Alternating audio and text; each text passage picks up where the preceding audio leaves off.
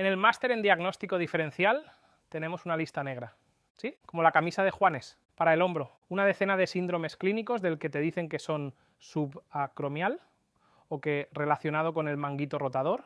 Si quieres parecer más guay, pero que en realidad no lo son. Y si no afinas, si no piensas más allá del tendón, te los comes con patatas, ¿no? Hoy vengo a hablarte de uno de esos muchos, uno que no se ve, no se palpa, no se nota, pero te arruina el hombro y que solo da la cara si sabes pensarlo o si está ya muy escacharrado el paciente, ¿sí? El audio de hoy no es solo clínico, es también personal. Un homenaje a una compañera con la que trabajé durante muchos años, ¿no? Una persona que me abrió su consulta cuando era un mocoso y ni yo sabía por qué, y que ahora está pues a punto de terminar una tesis doctoral de las que de verdad sirven.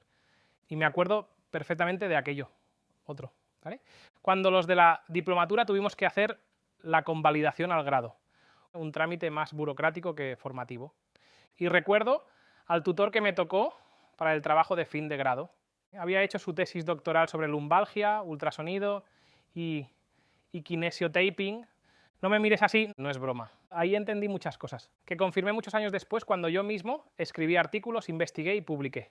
La camisa negra de la ciencia, el lado oscuro de la evidencia, pero eso para otro día. Lo que sí que hay que destacar ahora mismo es ese abismo entre lo que se publica y lo que necesitamos realmente los clínicos, cuando estamos delante de un paciente que sufre.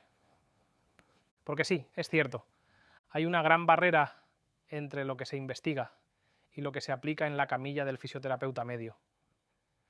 Ese que no sabe diagnosticar muy bien, que no está muy actualizado y que te va dando sesiones de mantenimiento como si fueras un coche viejo cada 2 o 3 semanas, ¿sabes? Pero lo que también es cierto es que sí hay mucha gente que investiga cosas que no nos sirven una puta mierda, porque tienen que publicar, porque se lo exige el sistema, o porque simplemente no tienen ni idea de lo que pasa en una consulta real. Este es, por tanto, el primero de una serie de 2 audios sobre el tema de su tesis, el nervio supraescapular.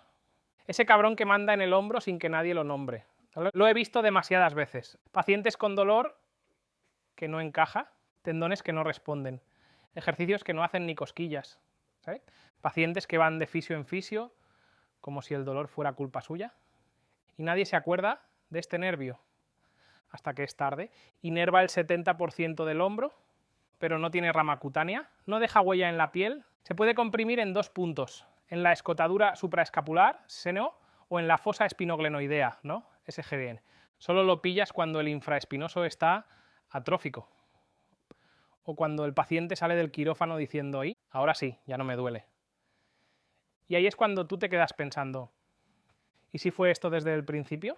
El estudio que comentamos en el audio es una joya anatómica. Descubrieron una variante brutal en varios cadáveres, el nervio supraescapular se dividía en 2 ramas motoras antes de cruzar la escotadura. Algo que no sale en los libros de texto, el nervio se bifurca antes de cruzar el ligamento transverso superior, en una zona clave llamada escotadura supraescapular. ¿Y qué pasa si se divide antes? Que el nervio llega más gordo, más propenso a quedar atrapado, a irritarse, y poco puedes hacer sin cortar. Porque como te dije en anteriores episodios, la neuroanatomía no es la de los libros.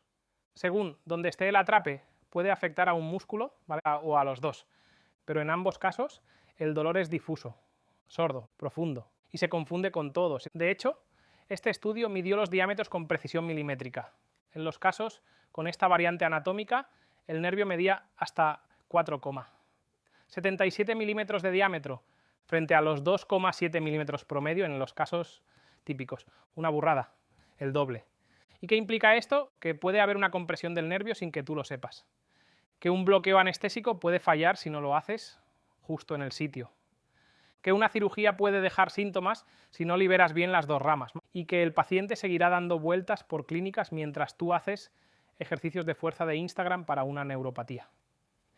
Y hay más. Uno de los cadáveres tenía un tejido densificado alrededor del nervio, tan compacto que dificultó incluso medirlo. Y eso también se ha documentado en pacientes reales con neuropatía del supraescapular, un tejido cicatricial que atrapa el nervio, lo inflama y no lo suelta, o quizás consecuencia del daño nervioso, eso que se conoce como fibrosis perineural. Y ahora, la joya del artículo, muchos estudios anteriores no detectaron esta variante. ¿Por qué? Porque la mayoría usaron ecografía o muestras pequeñas. Y esta bifurcación precoz no es fácil de ver. pero el equipo de la tesis, con disecciones de cadáveres frescos, como los que utilicé yo para las plicas del codo, sí lo pilló, y lo midió, y lo registró, y dejó claro que esto no es una rareza aislada, sino una variante anatómica que puede estar más presente de lo que creemos, y que puede explicar muchos fracasos clínicos, ¿no? En resumen, hay pacientes con dolor de hombro por neuropatía del nervio supraescapular, no por tendinopatías, uno de muchos de la lista negra, y puedes estar pensando, no, pero yo sí que lo detecto porque le hago el test neurodinámico. Mal vas. Ese engrosamiento de variante anatómica puede hacer saltar la llama si lo juntas con alguna otra causa de las múltiples que estudiamos en el experto.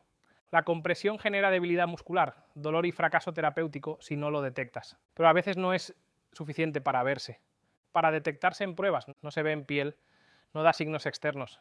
Y si esperas a la atrofia, ya es tarde. El conocimiento anatómico y la sospecha clínica son claves, como siempre. Y si alguna vez has tenido uno de esos pacientes que no mejoran, que te desconciertan, que vienen ya de vuelta de todo, igual no era el manguito, igual era esto. Y tú puedes ser quien lo detecte a tiempo o quien siga echándole la culpa al espacio subacromial, que como los Reyes Magos son los padres. Feliz día, hasta el próximo capítulo.